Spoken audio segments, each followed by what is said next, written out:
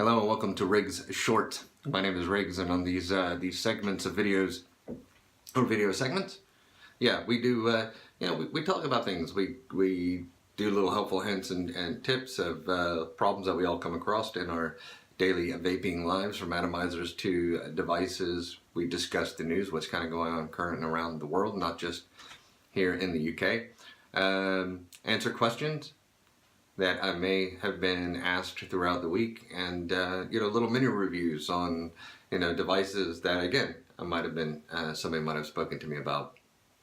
And so right now we're gonna discuss a little bit about what's going on in the news. Now, Public Health England have just released a new report not too long ago, and they're still beating the same drum that they were beating back in 2015, which is a good thing, because it means that it's just reinforcing, pretty much what they said. And, there's some other things where they're talking about having vaping, vaping areas for people in hospitals, especially for, smokers. Right now they do the whole patch, and they'll do the dog whistle thing.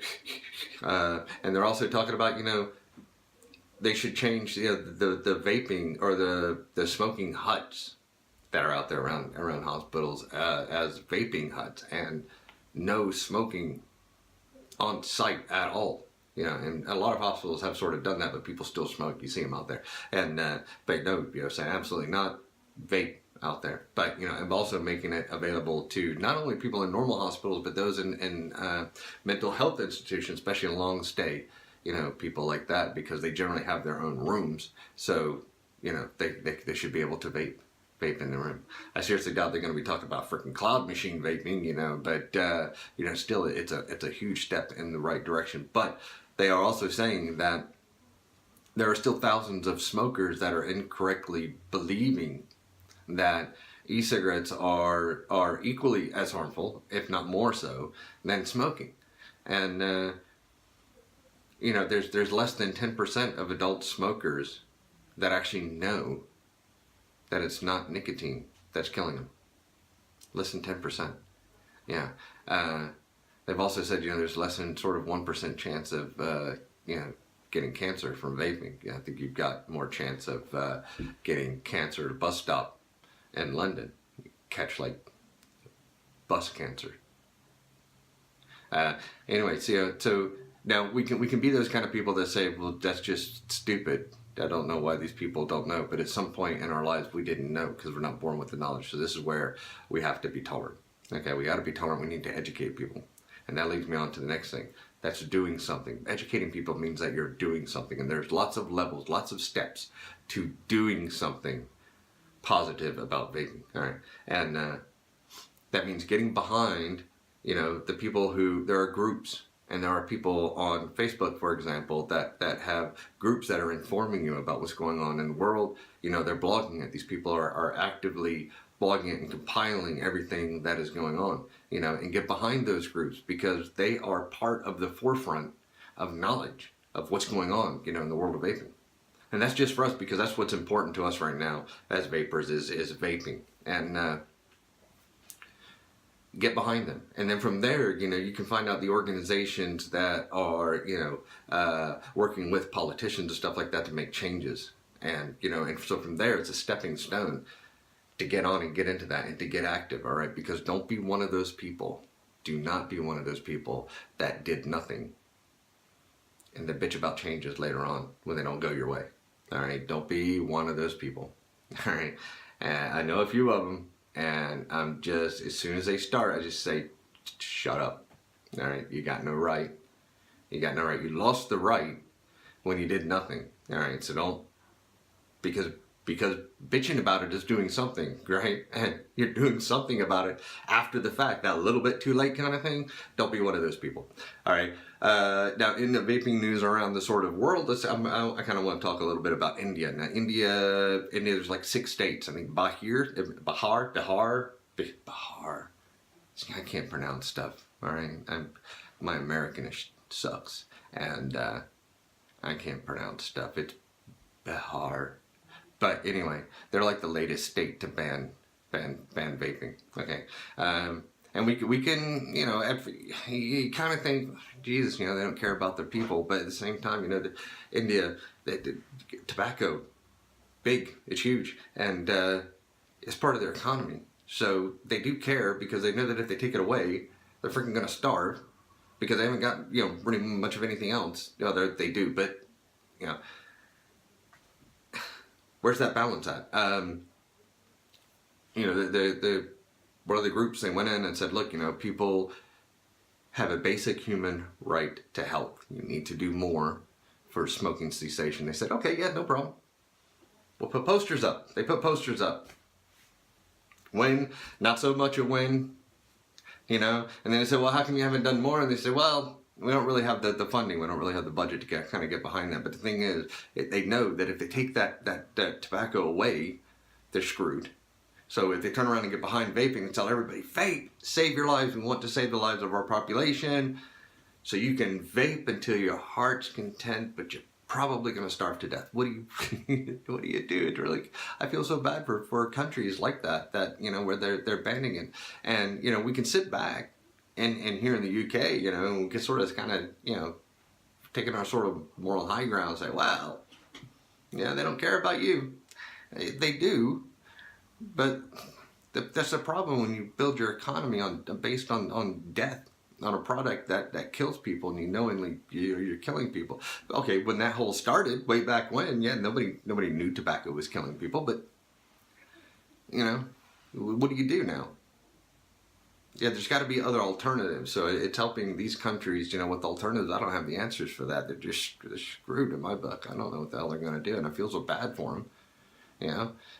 But there are lots of things that you can do, and it can start by getting active with some of those groups, finding out what's going on, you know, and do something. And let's not try and be that guy, you know, that guy. But anyway, so on to our next thing, mini review. Chargers. Do we ever really talk about chargers? I never really see people talk about chargers. I mean, most of the time, the only time I really get a chance to talk about chargers is when someone comes in and they're buying a device and stuff, and especially for the first time, and I say, okay, you know, you pick up the device you want, the atomizer you want, and you got your batteries and stuff, you're going to need a charger, and they're like, why do I need a charger? It charges in the device. And I'm like, you know, it's not really a good idea, and I proceed to explain why, and they're like, well, my friend charges his in the device. You're just trying to get more money out of me. And then you're not. You know, you're not. You try to explain that, you know, what you're saving on the charger now, you're just gonna fork out on batteries later. You know, and everybody's skeptic. Everybody just thinks you're just out to bleed them dry, and even when you're just trying to help. But that's a discussion for another time. But today we are going to talk about this little bad boy here. This is the Xtar Over 4 Slim. Over 4 Slim. I tried to do the whole, you know, phones for you. Anybody remember that ever? No? I always thought it was funny. But yeah, the Xtar Over 4 Slim. This one here is a dual bay. I haven't seen them bigger yet. Not this charger. This is not your just normal charger. You know, you got your normal charger that just gives you a green light when they're charged. And they're fine. Not really giving you a lot of information back, but they're fine. This one here is probably the most intelligent charger that I've seen. This one here will monitor the internal resistance of your batteries while they're charging. It will also monitor the temperature, the internal temperature of your battery. This can boost charge at 4.1. So this can charge your batteries from dead to full in 30 minutes. Not that I recommend charging them every time, but it, you know, we've all been there. Crap, battery's dead, and I need to go do something. I'm going out, you know, in 45 minutes. All right, I'll see if I can, maybe I can get sort of 20%. Yeah, half an hour, and this will fully charge your batteries. And it's going to monitor your temperature and your core temperature, and it's going to monitor your internal resistance, meaning that if the internal resistance becomes too high, it'll back it down. Okay, because it won't overstrain the battery. Same with the temperature. If the internal temperature starts to crank up, it will step it down an amp. Also gives you a little display there of actually what's going on, which is, you know, it's important. You've also get these two USBs. Now these both pop out at like 2.4 amps, 5 volts. You can charge your batteries, you can charge your phone at the same time, or your tablet, or you can power other things, you know, at the same time. It has reverse polarity. It has, you know, all the protections that you would expect, but it can also revive dead batteries. If they've been discharged below the limit of recharging by your normal chargers, this one can revive dead batteries. You pop them on there and just, you know, leave it on to charge. You don't freak out because it's not going to do anything for the first couple of minutes. You know, it's going to very slowly revive them and bring them back up to the point of when they can start charging. So it's going to take about probably 10 minutes, but you know, that's a dead battery. But not all batteries are revivable, you know, so you need to know that. But just like not all batteries are rechargeable. So we're not going to get into the whole, you know, battery safety thing.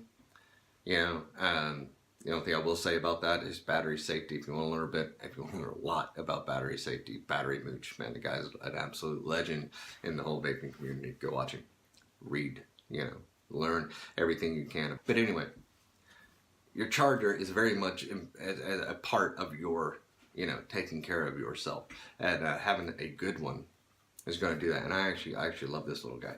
But these should have sold for 60 pounds, but yeah, you know, boss man said, yeah, that's too high. So he's put them up for 49 at the Vape Shack, and they're worth it. I would definitely say they're worth it. Mini review ×2. Mechina. Yeah, tube mech, 2700, 18650, sleeve adaptable. One of my subscribers, thank you so much. Boom. Hey, that's a question. He sent me an email, and I almost missed it because he was like the only person that's ever emailed me, and yeah, I just almost missed it. Like, and then I saw it, and I was like, oh my god, someone emailed me. So you know, I emailed him back, and I said, all right, you know, I'm going to do a short video on Sunday, so I'm going to include this. You know, since you saw it on the shelf behind, so he asked me about it. He said, are they any good? Are they worth getting? It's 40 pounds, so yeah, they're not, you know, overly expensive. They're not the best tube mech in the world either, you know, but I don't think they ever professed to be the best tube mech. It's, you know, you want the best, you know, something that hits like a freaking, you know, hard. You know, it's going to have the right connection, the right set of circumstances. Yeah, and this does sort of fall short of that, but it is an affordable tube mech. It does hold a 25 mil atomizer on there, and look, actually pretty nice. I love the way it feels. It's nice and fat with this acrylic sort of snake belly. You're lowering the snake belly, son. Yes, sir, I am. And that's not even a short joke, because I'm kind of a short person. And but it hits, you know, and it is build dependent on it hits. There's a couple of things that I think that sort of let it down, or at least the sort of voltage. You get a bit of a voltage drop.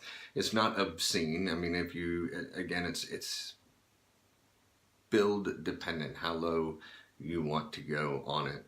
There's no internal lighting in here. There's no Delrin sleeve in there. See that button there? See how nice and shiny silver it is? And that didn't used to be. That used to be gold. Yeah, it used to be gold. I'll show you. It wore off. It actually wore off in the first week. In the first week that I had it. You're gonna get a spring-loaded 510. It does have a rather large spring, and it's got a 4 mil drop before the spring engages. The surface, actually, the machining on this is actually really good. The threads, they are really smooth, and they're really fine. But you will notice some black sort of arcing. That does happen. The button does get a bit warm sometimes, you know, and you can tell when you're sort of getting that arcing. You know, I clean it and stuff, but I think it has to do with the switch itself as to why that actually happens, because your switch, yeah, no, that's not the top of a perfume bottle. That is the actual switch. And you see it's got all that beautiful gold plating on it. Somebody stole my gold plating. No, J-Bo didn't come get it. That wore off in the first week, and I think because of the way that it slides, the button sort of moves like this, because voltage, you lose a lot of voltage drop in contact points. This is why I don't really like a lot of moving parts in my mechs and stuff, because the more moving parts you have, the more likelihood that there's a section that's not really making a good connection. And you know, if it was a different switch design, I certainly don't think you would have this sort of the voltage drop that you do get. But like I said, it's not colossal. For 40 pounds, yeah, it's worth it, you know, and that's your sort of internal sleeve. I've seen lots of people running it like that, but there's no Delrin in there. So if your battery wrap is torn, you know, you could have a really tough day. So you know, keeping an eye on your battery wrap and stuff is important on here. So as far as how it hits, you know, it does. It's hard to keep. I feel like I keep going over the same thing. It does hit. I don't want to shoot it down, because it's for 40 pounds. It's good. It is good, and I like it. You know, because it's so build dependent. You know, I could take the best freaking tube mech in the world, and I could put a freaking lame ass build on it, and it's gonna hit like a sock.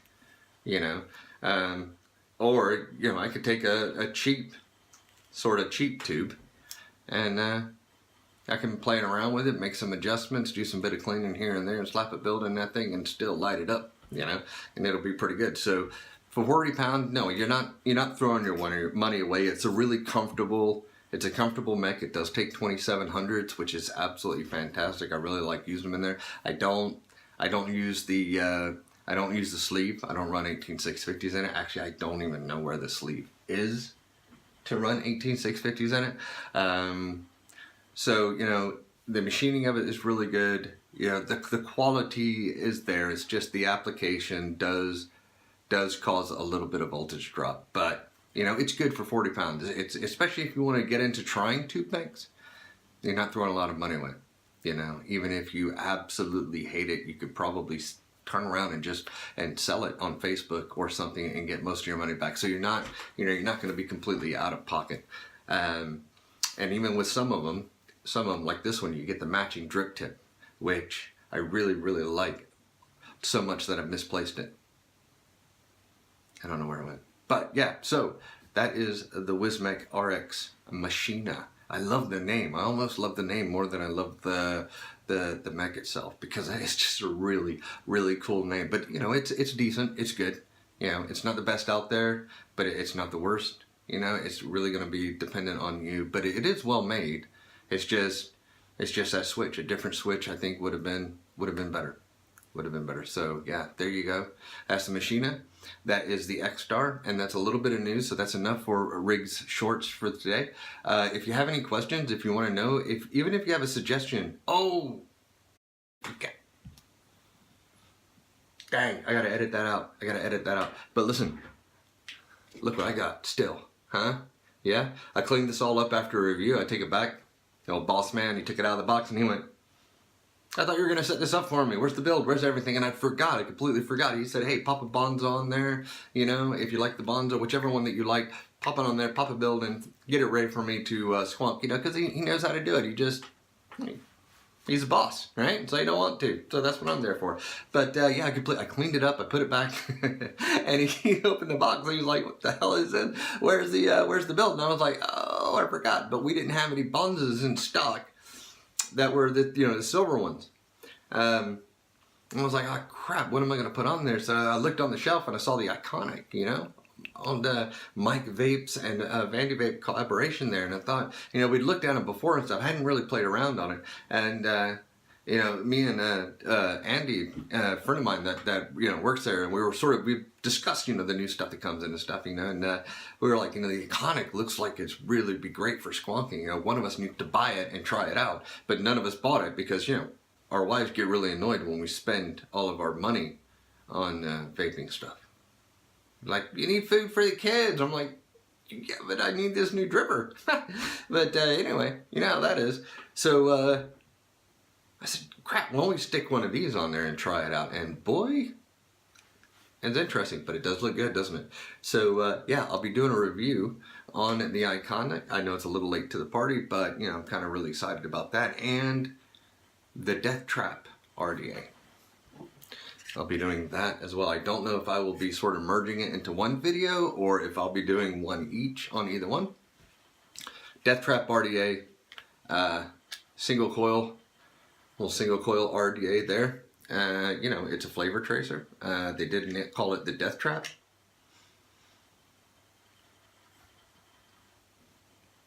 I don't come up with the names. That's just what they call it. And Mike Vapes, Vandy Vapes, iconic with the. Should I say it? Vandy Vape. You know what? You can have too much of a good thing, though. All right, I love the drip tips, you know, but I don't love 6 different RDAs with the same drip tip. So just a little thing there from an old VV. But yeah, so that's what we will be doing later on this week. We also got to work on a couple of other videos. I know Fogface is going to be making an appearance this week, as well as a couple other things that we have in mind, so we're going to be working on that. But anyway, I'm taking up too much of your time. I do apologize for that. So that will be RX Shorts. So yeah, I'll see you on the next one.